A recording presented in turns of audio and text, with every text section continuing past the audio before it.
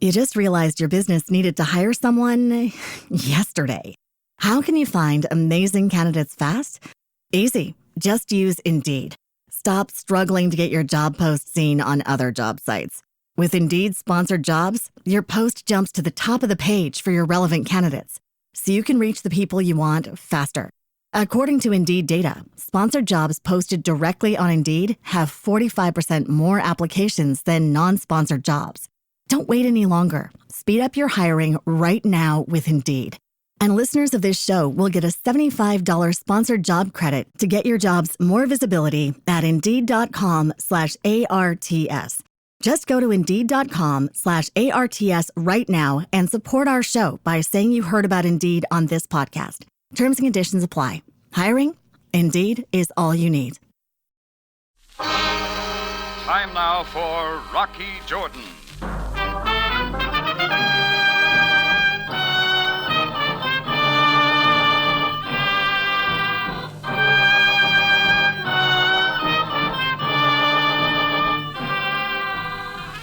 Not far from the Mosque Sultan Hassan in Cairo stands the Cafe Tambourine, run by Rocky Jordan. The Cafe Tambourine, crowded with forgotten men, alive with the babble of many languages. For this is Cairo, where modern adventure and intrigue unfold against a backdrop of antiquity. Tonight's story, Consignment for Naples.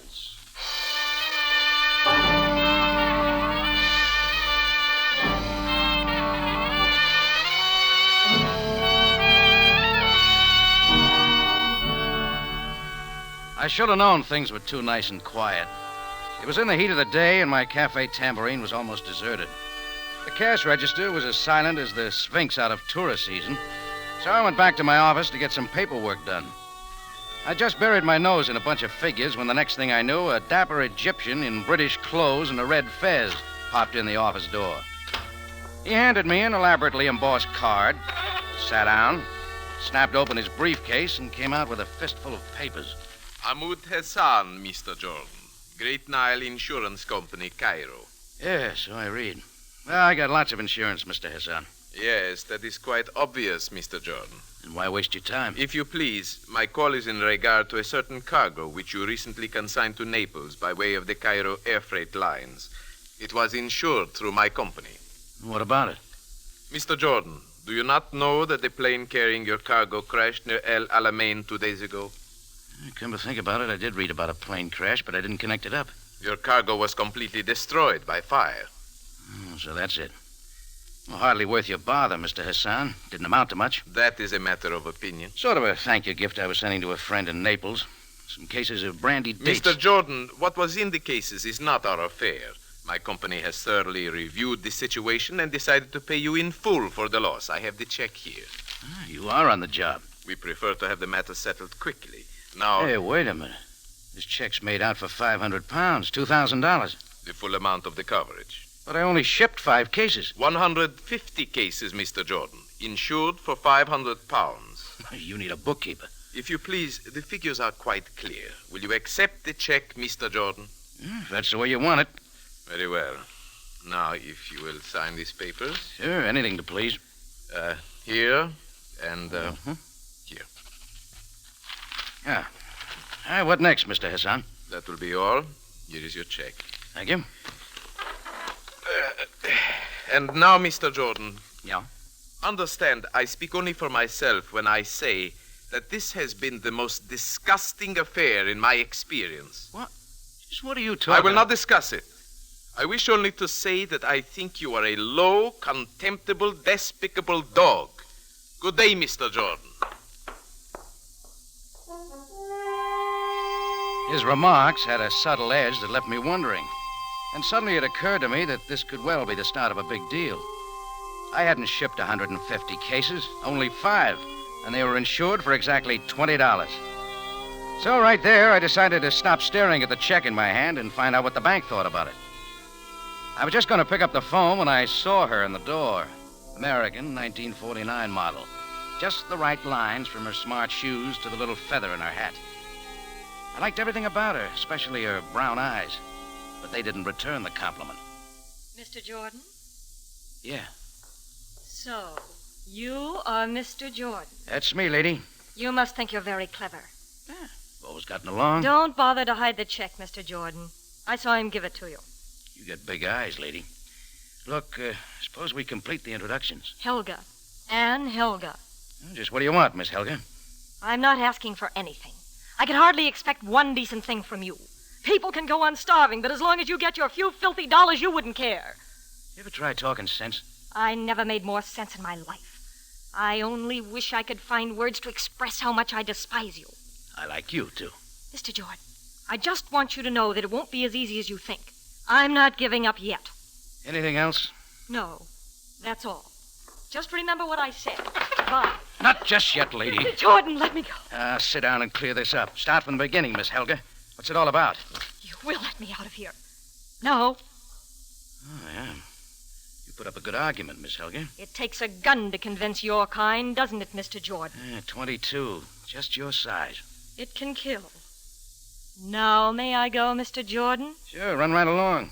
But I'm still wondering why the visit. I just had to tell you to your face how much I loathed you.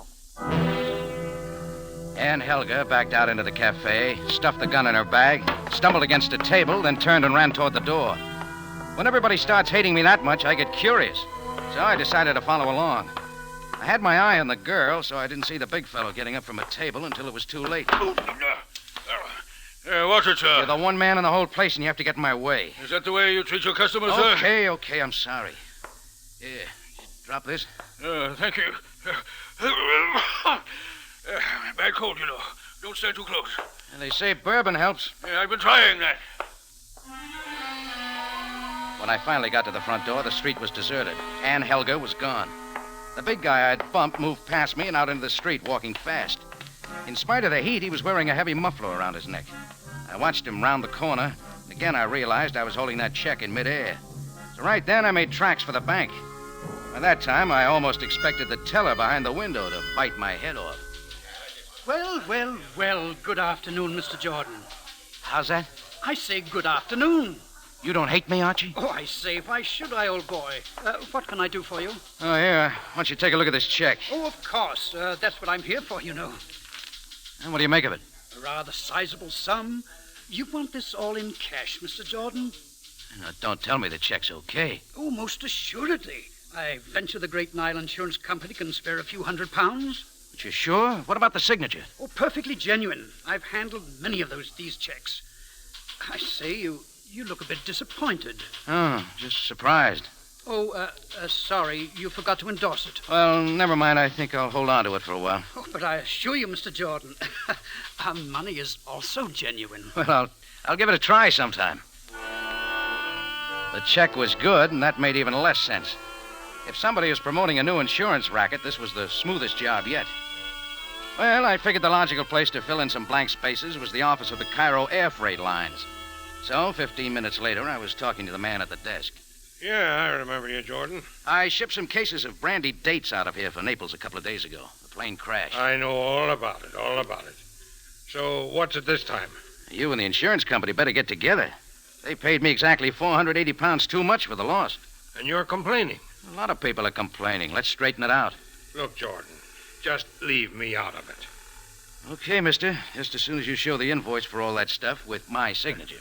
Think I haven't got it? I've been waiting for something like this. Look it over, Jordan. Just like that. 150 cases consigned to Naples, insured for £500. And there's your signature on the bottom. Hey, what is this? You know I only brought in 5 cases. Yeah?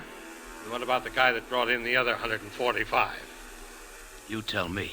Just a half hour before the plane took off. Said you wanted them added to your consignment. How do these figures get changed? You had it all figured out, didn't you? Instead of 5 cases, just put a 1 in front and a 0 after it, and you've got 150. Fixed the insurance the same way. 0 after the 5, and you got £500. Saved you coming down and signing another invoice, he said. Just what did this guy look like? Big fella, gray hair, had a bad cold? No, a little ragged guy with red hair. No cold. Where do I find out some more about the plane crash? Talk to the pilot. He crash-landed before the plane burned. He's back in Cairo. Oh, where? Get it from the office. I ain't information.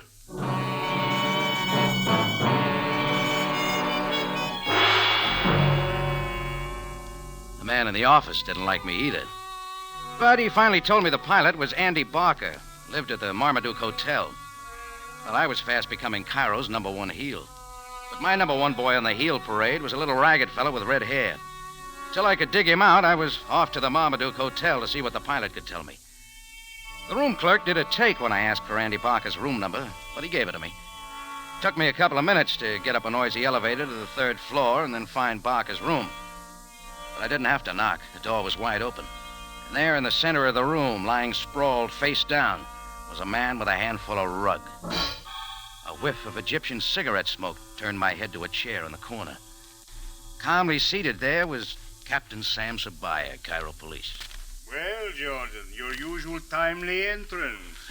Waiting for me, Sam? The room clerk is most cooperative. Come in, close the door. Is this Andy Barker? It is. Why? I wanted to talk to him. Oh, you may talk to him, but I fear you will get no answers. You see, Don't tell me. Now, what did you wish to talk to this man about? About the crash of his cargo plane in the desert. And your interest? Some of my stuff was on the plane. What stuff? Brandy dates. Jordan, must I be eternally patient with you? Brandy dates, indeed. That's what it was, Sam. Don't you believe me? Perhaps I do and perhaps not. Well, let's hear your idea. Enough, Jordan. What was on the plane or for what reason it was on its way to Naples was not my concern, but murder is something else. You think it ties up? The moment I do. What do you know of this Andy Barker? Not a thing, Sam. I never saw him before. I just got his name at the Cairo Air Freight office. Jordan, touch nothing. Oh, just looking, Sam. Lipstick on cigarettes in the ashtray. Powder on the floor where a compact might have dropped. Yes, I see all that. At least it clears me. Do not be too sure, Jordan. Oh, I get it, Sam. You hate me, too. My personal feelings have nothing to do with it. You may go for now, but kindly remain available for hold further... it, Sam. Get me out of the dark. What's it all about? I said that is all, Jordan. Good day. Yeah, even my best friends wouldn't tell me. So I got out, and for once I was in luck. As I stepped out of the hotel into the street, a little figure ducked away quick and scrambled down the street. He was little, ragged, with red hair. Just the guy I wanted to see. He saw me coming and stepped it up. So did I. We kept it down a crooked side street, and finally I grabbed him and slammed him against a sandstone wall. No, let go. What's your name, little man? It's none of your business. Spit it out. Who are you? Don't, please. Pasen. Leon Pasen. Okay, Passon, you got a lot to tell me. Tell you, I think you're crazy. Murder always upsets me. Murder? I know nothing of murder, nothing. Then try this. A lot of cases consigned in my name for Naples. What was in them? Why should I know what was... That help your memory? Let's have it, Passon. What'd you have put on that plane? It was nothing. Ah. Wait. Only food. I don't buy that easy. It is true. The dehydrated food, that is all. Dehydrated food. Cute little trick to get the stuff in the Italian black market, right, Passon? What difference does it make? It is not your affair. Who you working for? Only for myself. Cut it, little man. You're not the brains. No, stop it, George. Who's behind it? Her name is Helga. Ann Helga? Yeah, I met her before. She was using you, Jordan. Using you very well. Till the plane crashed. Did she kill Andy Barker? What do you think? You're going to tell me, then the police. Maybe I will. They know the consignment was in your name. What about it? Everybody knows the stuff was in your name. When Andy Barker let it leak out, it was black market, so who else would kill him but you, Jordan? Why, you... Yeah. Hit me some more. But where you're going, you won't be able to hit anybody. For a long time.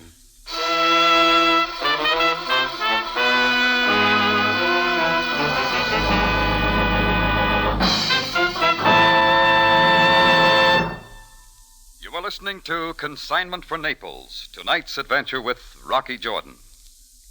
Every Sunday night on the Pacific Coast from 8 through 9:30, CBS brings you high adventure and thrilling mystery, designed to keep you absorbed in skillfully woven tales until the last surprising moment.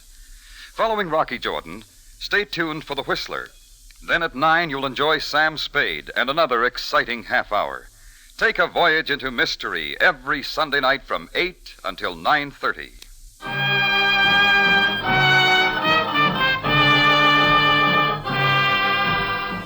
Now we return you to Cairo and tonight's adventure with Rocky Jordan, Consignment for Naples.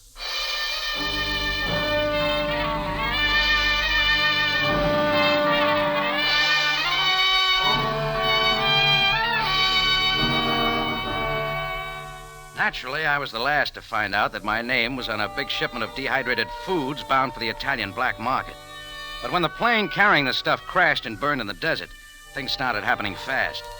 The pilot lived, but only long enough to get back to Cairo and start spilling. So somebody killed him. Well, Leon Passon told me a woman named Ann Helga was running the show, so she was the one I had to find. There are only about 1.5 million people around Cairo, so I had myself a job. I spent an hour or so checking the steamship and airlines with no luck. Next, I went to the American consulate. You are correct in assuming that one Ann Helga is in Egypt. However, on November 23rd, she moved to Karnak. Her passport expires December 3rd, 1949, Mr. Jordan. That helped a lot. Next, I tried Ali Ben Maroud, one of Cairo's know-it-all for a price boys. No, Effendi. At the moment, I know of no such person by that name. However, for a nominal figure, I can produce many women who would answer her description. After a couple of more tries with the same result, I talked to my old friend Bob Hall, a reporter for the Cairo Gazette. Ann Helga.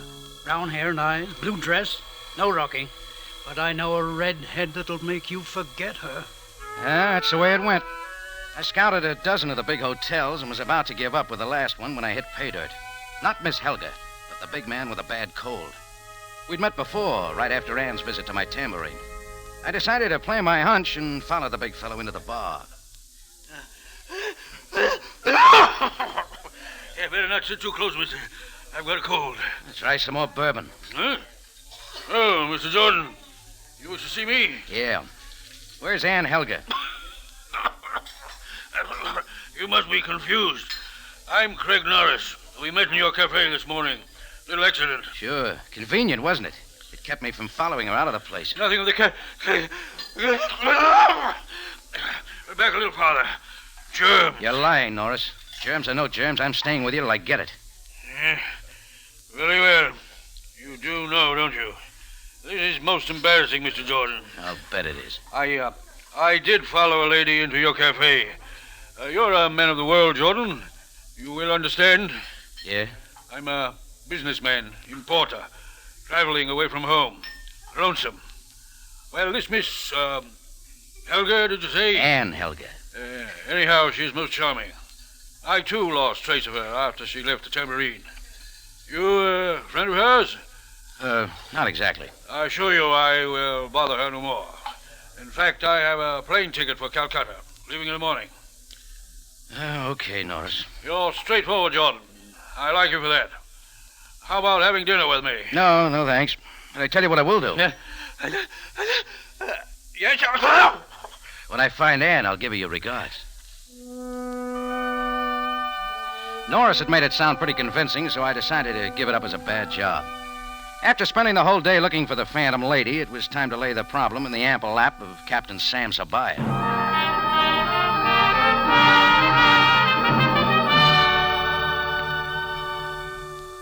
It was late when I got to headquarters, but Sam was there behind his desk, sipping a hot cup of thick black coffee, Egyptian style.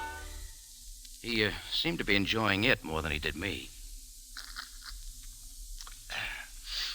Jordan, when I'm ready to see you, I will send for you. I want you to help me find a girl, Sam. American, smooth number, name's Ann Helga. Indeed, and for what reason? She's all tied up with that plane crash. Of course, and the branded dates. Now get this, Sam.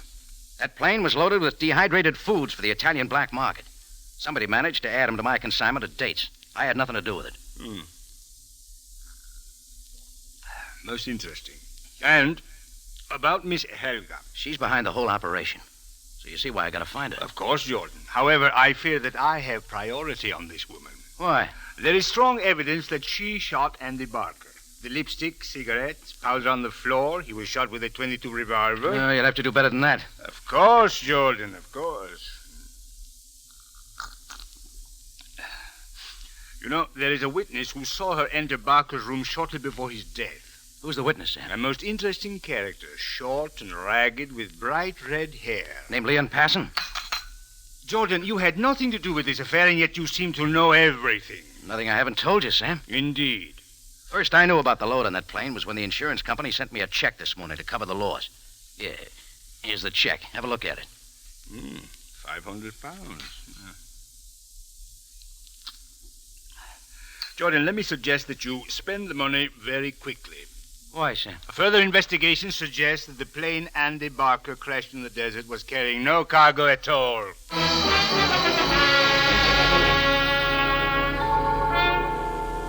Now the whole thing was screwy. A plane crashes with a cargo that isn't there. Leon Passon threatens to pin the pilot's killing on me, then turns it on Ann Helga. Well, from then on, Sabaaya could have them both. I went back to the Tambourine. Chris had closed up long ago, so I let myself in the front way. And I went back to the office, figuring to put the check in the safe. I groped around for the door, then flicked on the light. You keep late hours, Mr. Jordan. And there she was, the girl I'd turned Cairo upside down trying to find, Ann Helga, with a familiar .22 leveled at my belt buckle. I've been waiting a long time. Well, I'm flattered. I think you understand, Mr. Jordan. No, I don't. That gun, Ann. This is all wrong. And why? You fixed me up good planting that hot cargo in my name. I'm the fall guy, so why's the gun on me? It should be the other way around. I told you I wasn't giving up. Now, where's the food? I should know. Where did you store it after you took it off the plane? Stand quietly and tell me. Look, one of us is all mixed up. Why don't you just Don't sit touch the light. Now then, lady, drop it. No, please, I won't. Just leave it there, Ann. Very well. Pick up the gun. Kill me with it. That would be so like you. You don't take care of yourself so good, Ann. You had a chance to shoot.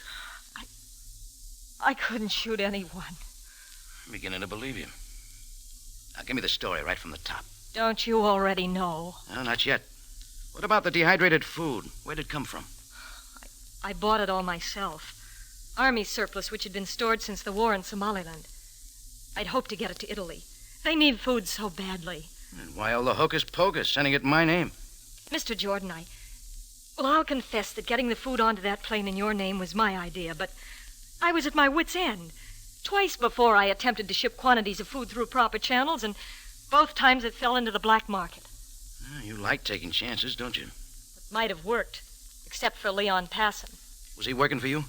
Yes, but he sold out. Perhaps to you. Not me, lady. Anyhow, the pilot was bought out for a few pounds. They moved the food off the plane and back into Cairo. Where, I don't know. Were you in Andy Barker's room this afternoon? Yes. I accused him of deliberately crashing and burning the plane to cover up for the missing cargo. He was frightened and about to go to the police. Only he was killed before he had a chance. Sam Sabaaya thinks you killed him. Did you? Shouldn't I be asking you that question? All right, I'll give you an answer. See this check from the insurance company? I know, for 500 pounds. What are you doing? Tearing it up. That convince you?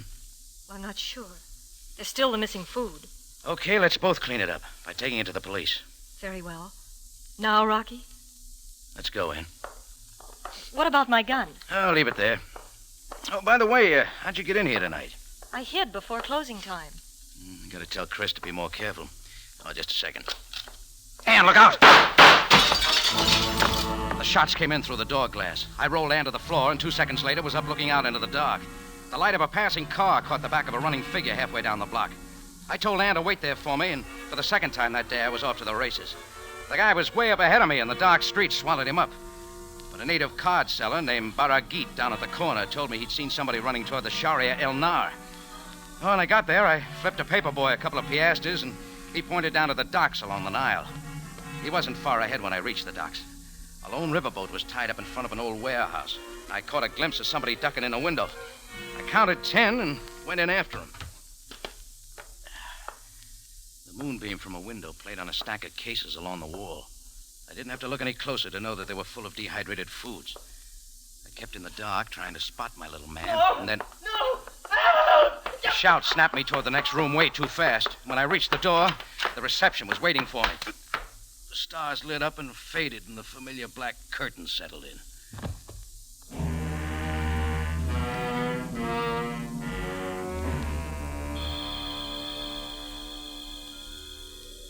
don't know how long I was out, but when I opened my eyes, it was quiet again. A huddled figure lay 2 yards away, a knife still in his back. I took a quick look. It was Leon Passon. Then I noticed something else. The place was empty. Every single case of food had disappeared. And through an open door, I saw the riverboat slowly pulling away. I pulled myself up and took just a couple of steps when my foot found something on the floor. I picked it up. It was a little metal tube about 2 inches long. When my nose caught the aroma, I had my last answer. That got me moving.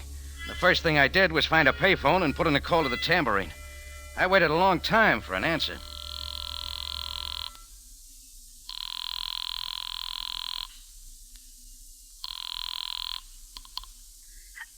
Hello? Ann, where you been? I wasn't sure I should answer. Rocky, where are you? What's happening? We'll save the details. Listen, watch your step, but meet me at the Continental Savoy Hotel as quick as you can. But Rocky... Never mind. Just be there, Ann.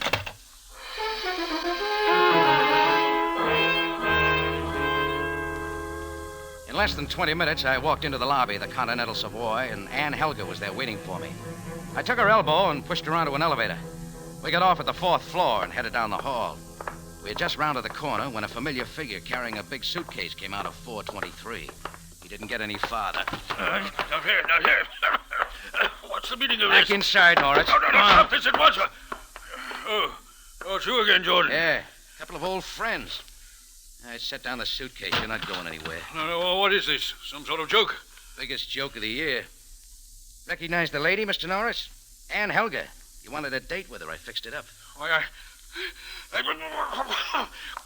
not too close, Jordan. But Rocky, who is he? Craig Norris. Taking off for Calcutta. Right, Norris? Yes, I was just leaving. Let's see the plane ticket. Coat pocket? Now, look here. This has gone far enough, Jordan. You said Calcutta. Look at the ticket, Ann.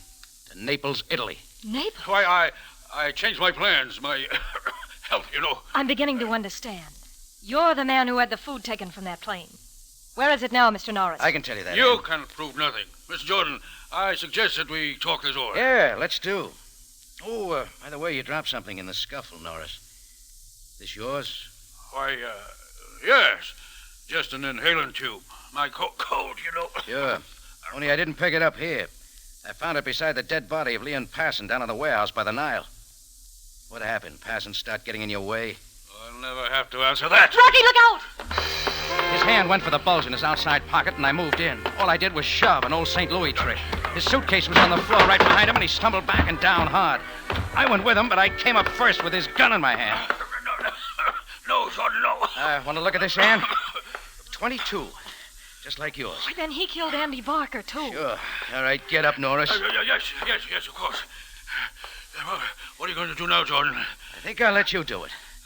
Get over there and pick up the phone. Now dial 4378. But why? Quick, Norris. But I don't understand. You will. Just hang on. Police headquarters, Captain Sabaaya speaking. The police? Hello, speak up. Talk to him, Norris. What will I say, Jordan? Just tell him to come and get you. Hello, who is this? Hello. Captain Sabaaya. This is Craig Norris. Continental Savoy Hotel. Come and get me.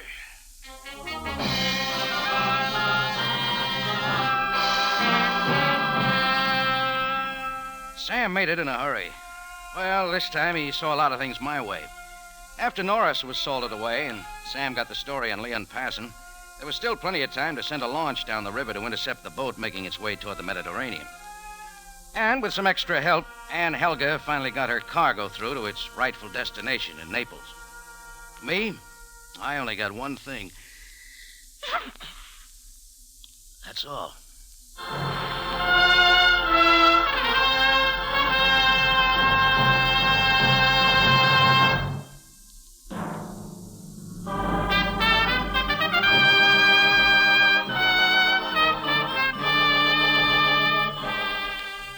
It's CBS again at this same time next week for another story of adventure and intrigue when we take you back to Cairo and the Cafe Tambourine run by Rocky Jordan.